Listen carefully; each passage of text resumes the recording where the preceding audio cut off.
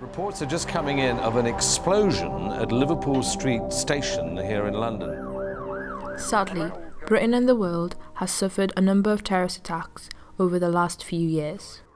Radical extremists try to divide our society by using terrorism as a means to spread hatred. This has led to an increase in racism and Islamophobia. Islamophobia is prejudice towards Muslims or those perceived to be Muslims.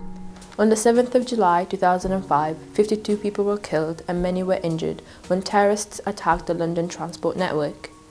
That morning, Lisa French was travelling on a bus across London. A terrorist detonated a bomb close to where Lisa was sitting. This is Lisa's story. When I got to Euston, the station had been evacuated and there were just hundreds of people waiting for buses. I spoke to a steward. He said I could get a number 30 or another number. I didn't hear the number, but as I stood and talked to the driver, 3 people were pushing past me and it was really crowded. And the first 2 pushed past me, and the third, he actually took his bag off his shoulder and he sort of passed past me without knocking into me, and I can remember thinking, there's one last polite boy in London today. And as I turned to go into the bus, I could see it was full. And the young man with the bag, he was at the bottom of the stairs. So I followed the young man up the stairs. He had hold of his rucksack, and I followed the rucksack up the stairs. I actually thought it was a laptop rucksack and I was looking at it. The young man with the rucksack walked all the way to the back and sat down, and I took the middle seat.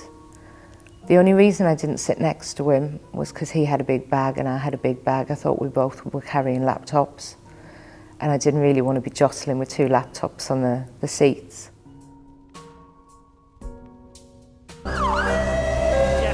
One man has actually shown myself some... I can remember in the air ambulance flying across London. We flew from Battersea helipad, which is on the Thames, and we flew past the Houses of Parliament and the London Eye, and I remember looking at London and thinking, what a beautiful city. How could anyone do this? The sky was blue, and just that beautiful view of such an amazing place. And then for the next week, I remember worrying about the poor guy I'd followed up the stairs. Really worrying about that young boy, or where he sat, he couldn't have survived. And I never for 1 second thought that he might have been responsible. And so for a week, I really worried about him. It was on my mind constantly. And then exactly a week later, the police put pictures in the news and asked if you recognised him to call the anti-terror hotline. And although I had a head injury, the picture, there was just something about the picture, and I can remember just pain in my stomach, and I wasn't sure, and the pictures were of him in King's Cross, but I just kept looking at the bag and the picture of him, and I knew that was who I'd got on the bus with. People did actually think I would be entitled to be racist, that I was allowed, that they almost wanted me to say those things because I almost had a right or permission to say them.